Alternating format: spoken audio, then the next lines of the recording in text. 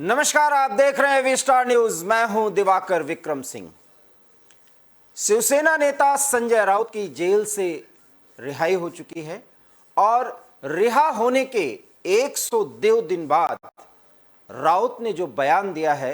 उस बयान के मायने हैं और उसे अब समझना ही होगा।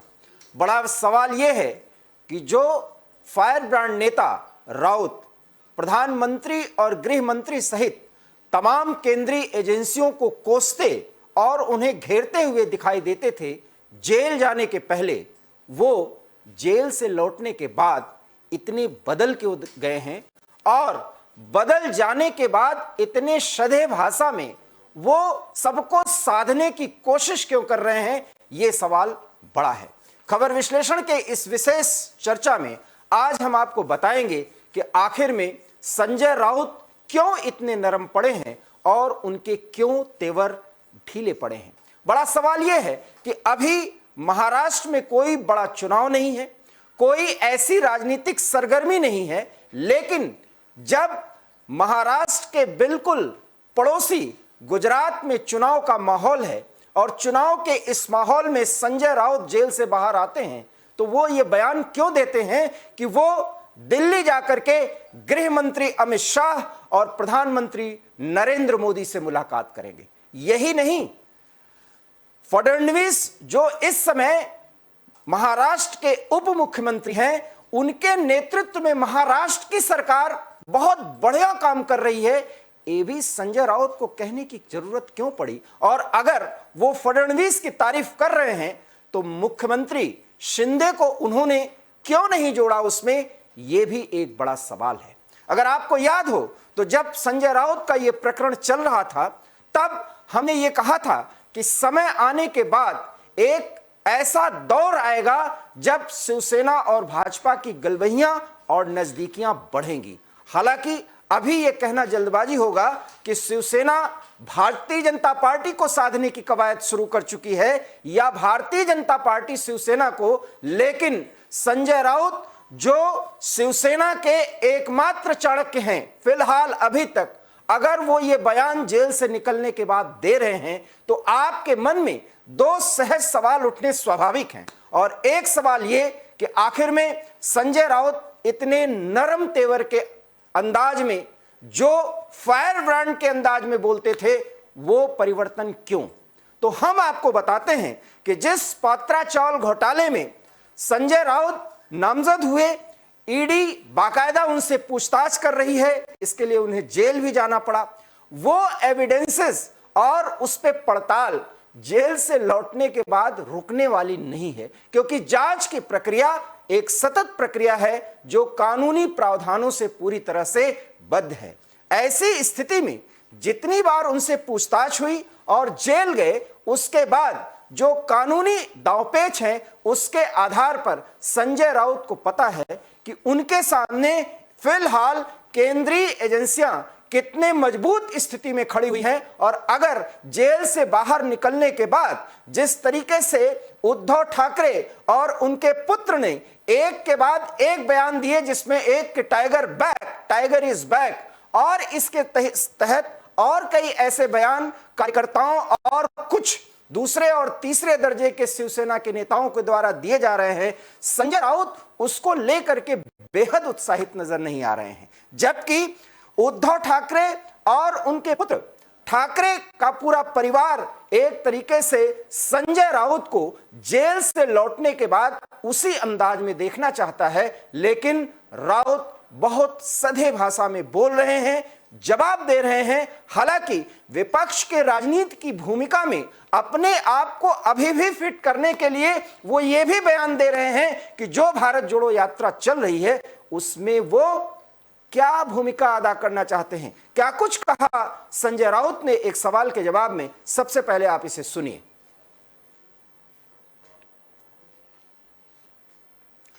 तो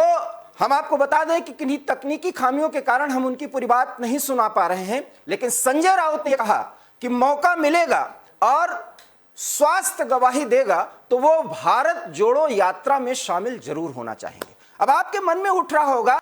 कि संजय राउत ने अगर भारत जोड़ो यात्रा जो राहुल के नेतृत्व में बाकायदा चल रही है और महाराष्ट्र पहुंच गई है, अभी उसको लगभग 15 दिन महाराष्ट्र में गुजारने हैं, उसमें संजय राउत ने भागीदारी करने की बात कह करके, उसमें शामिल होने की बात कह करके एक तरीके से अपने जेल से बाहर होने का एहसास जनता को, कार्यकर्ताओं को कराने के लिए आगे आने का एक निर्णय ले लिया है। लेकिन यह भी उनकी मजबूरी है, क्योंकि जिस तरीके से उनके साथ पूछताछ हुई है और जो कुछ भी व्यवहार हुआ है, वो ये जानते हैं कि कानूनी और तकनीकी पहलू जितने भी उस घोटाले से हैं, अर्थात पात्रा चावल घोटाले से, उसमें संजय राउत की मुश्किलें कहीं कम नहीं नजर आ रही हैं। बहरहाल वो अभी जमानत पर छूटे हैं और इस दौरान वो कोई ऐसा बयान नहीं देना चाहते जिसमें जिस पॉइंट्स पर उनको पूरी तरीके से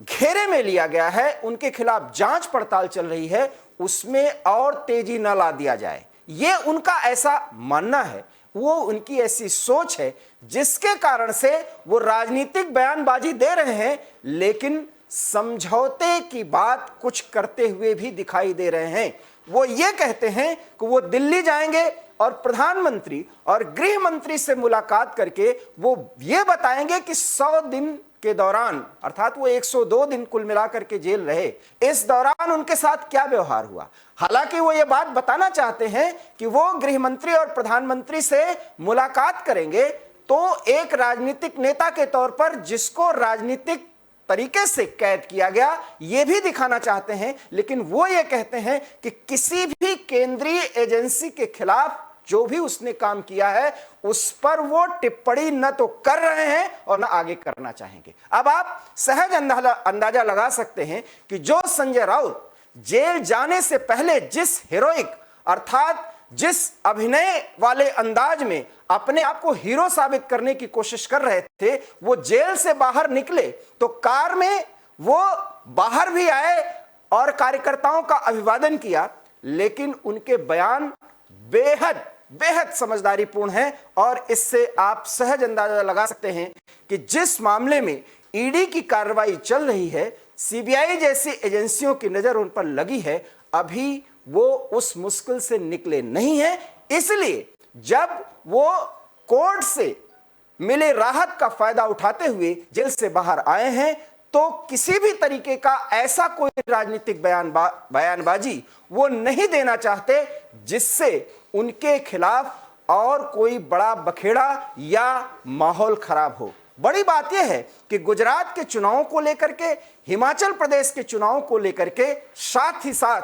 विपक्ष की राजनीति को लेकर के भी उन्होंने अभी कोई बयान नहीं दिया। हां, इतना जरूर कहा कि अगर उन्हें मौका मिलेगा, समय गवाही देगा, स्वास्थ्य उनका गवाही देगा, तो राहुल गांधी के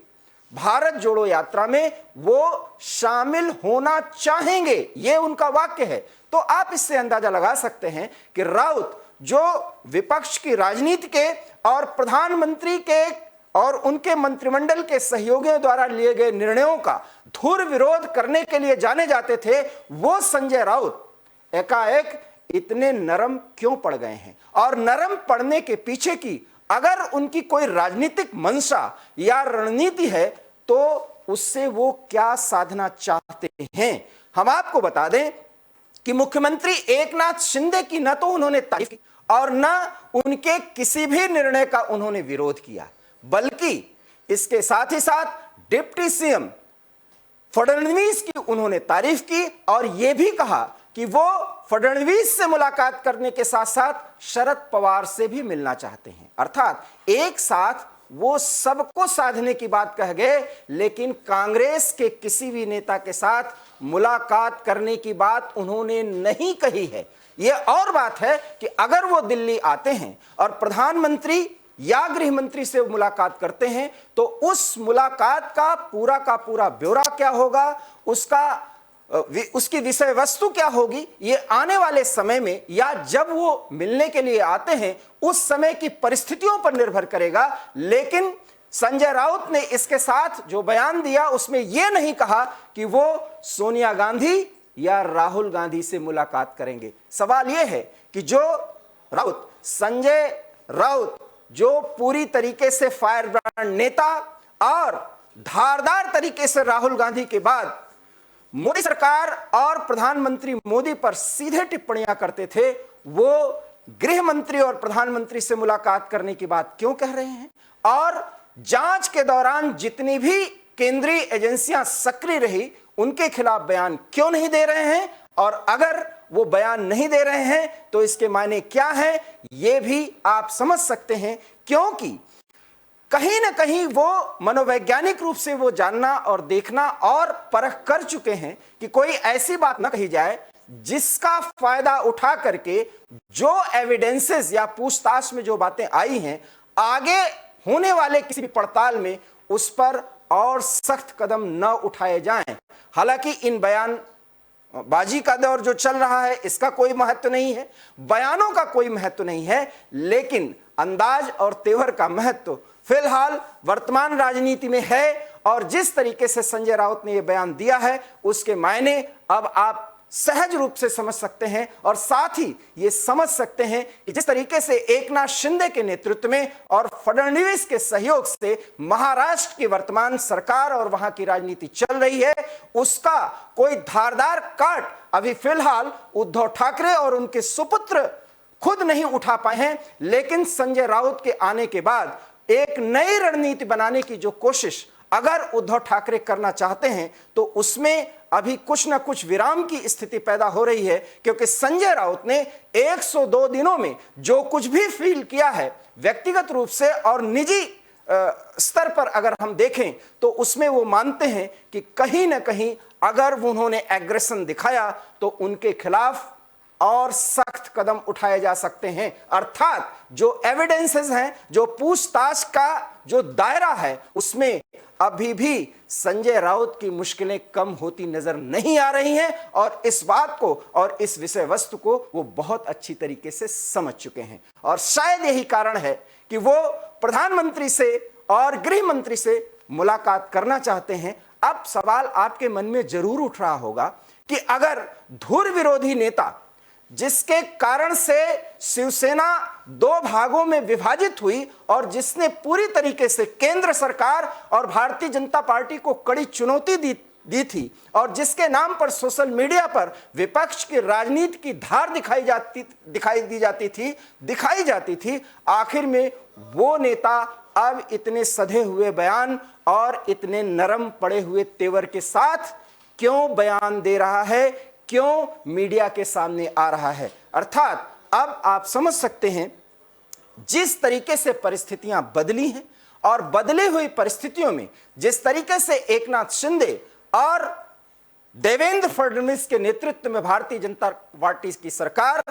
हिंदुत्व और राष्ट्रवाद के नाम पर महाराष्ट्र की राजनीति को आगे बढ़ा रही है, उसमें कहीं ना कहीं शिवसेना, हालांकि मौके दर मौके भीड़ तो इकट्ठा कर ले जाती है, लेकिन वो शिवसेना जिस तरीके से एकनाथ शिंदे ने विकल्प तैयार कर लिया है, उससे कहीं ना कहीं खौफजदा है। और उसको लेकर के जिस रणनीति के साथ संजय राउत और जिस सख्त तेवर के साथ वो आगे देवेंद्र फडणवीस और एकनाथ शिंदे को घेरना चाहते थे, वो करते हुए दिखाई नहीं दे रहे हैं। साथ ही साथ जिस तरीके से उद्धव ठाकरे बहुत शांत भाव से उनके जेल के दिनों को सहा और उनके जेल से बाहर आते ही एक बार फिर तारीफों के ढेर सारे पुल बांध रहे हैं, उनको भी अब वो बता देना चाहते हैं कि जिस लड़ाई में वो जेल गए, उसमें जो भी अभी तक की मुश्किलें आई, उसको व्यक्तिगत रूप से या तो संजय राउत ने झेला है या उनके परिवार ने झेला है। और शायद यही सिंपैथी का जो कार्ड है वो खेलना चाहते हैं और इसका एक बयान देकर के कि वो प्रधानमंत्री और गृह मंत्री से मिलकर के बताएंगे कि उनके साथ क्या बीता है। लेकिन साथ ही साथ उन्होंने ये कहा कि वो किसी भी केंद्रीय एजेंसी पर सवाल नहीं उठाते। अर्थात इन परिस्थितियों में अब आप समझ सकते हैं कि जब गृह मंत्री और प्रधानमंत्री से मुलाकात होगी तो संजय राउत किस तरीके से एक दूसरे अंदाज में पेश आ सकते हैं। और शायद वही एक ऐसी कड़ी होगी जब शिवसेना और भारतीय जनता पार्टी के बीच में पैचअप किए जाने के कुछ आधार तैयार किए जा सकते हैं। और एवी स्टार न्यूज पर चर्चा के दौरान एकमात्र जब हमने वो विश्लेषण किया था तो हमने ये कहा था कि समय और परिस्थितियां बदलेंगी और एकनाथ शिंदे और देवेंद्र फडणवीस के नेतृत्व में अगर सरकार बेहतर काम करती हुई दिखाई देगी तो एक ऐसा मौका और एक ऐसी स्थिति बनेगी जब संजय राउत ही वो ऐसे व्यक्ति होंगे जो कहीं ना कहीं मीडिएटर का काम करेंगे और भारतीय जनता पार्टी और शिवसेना उद्धव गुट के बीच में हल्के ही सही, धीरे ही सही, लेकिन पैचअप की स्थितियां बनेंगी या बनाई जाएंगी। और अब जबकि संजय राउत जेल से बाहर आ चुके हैं और ये बयान दे रहे हैं तो इसके राजनीतिक मायने बड़े हैं। इस पर बहरहाल भारतीय जनता पार्टी या किसी अन्य पार्टी की तरफ से कोई प्रतिक्रिया नहीं आई है, लेकिन राहुल गांधी के भारत जोड़ो यात्रा में शामिल होने के दौरान संजय राउत के तेवर अगर यूं ही राजनीतिक अंदाज में नरम दिखे तो यकीन मानिए आने वाले समय में जब गृह मंत्री और प्रधानमंत्री से संजय राउत की मुलाकात होगी तो वो एक ऐसा समय होगा, ऐसा दिन होगा जब आप मान सकते हैं कि एक बार फिर शिवसेना हिंदुत्व और राष्ट्रवाद के उस राह पर चलेगी जो व्यक्तिगत और मौलिक रूप से वो चला करती थी और जिसमें राजनीतिक पद और फायदे के लिए जो समझौते किए जाते हैं उसको छोड़ने की कवायद की जा सकती है। और शायद यही कारण है कि जब वो दिल्ली आएंगे और प्रधानमंत्री और गृह मंत्री से मुलाकात करेंगे तो फिलहाल उन्होंने अभी जो बयान दिया है उसके मायने साफ हैं कि न तो वो राहुल गांधी से मिलेंगे और न सोनिया गांधी से, लेकिन वो भारत जोड़ो यात्रा में शामिल जरूर होना चाहते हैं क्योंकि जेल से बाहर निकल करके आने के बाद उन्हें अपनी उपादेयता, अपनी प्रासंगिकता और वर्तमान स्थिति में विपक्ष के राजनीति का एक किरदार और उस किरदार की भूमिका में अपने आप को पूरी तरीके से फिट बैठाना और बैठाए जाते हुए दिखाना ये शायद उनकी जरूरत और मजबूरी है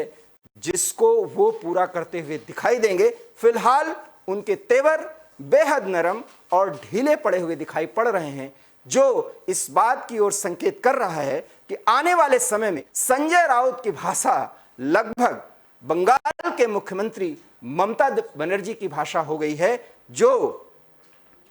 वहां पर हुए घोटाले और एक बड़े मंत्री के जेल जाने के बाद पूरी तरीके से परिवर्तित दिखाई पड़ रही हैं। बड़ा सवाल है कि क्या संजय राउत अगर नरम पड़ेंगे तो फिर प्रधानमंत्री या मोदी सरकार के सामने विपक्ष का कोई धारदार चेहरा होगा जो उन पर अटैक करेगा, वो भी उस दौर में जब गुजरात और हिमाचल का चुनाव है। ये देखना बेहद दिलचस्प होगा और अगर वो स्थिति बनेगी तो एवी स्टार न्यूज आपको वो स्थिति और वो खबर जरूर बताएगा।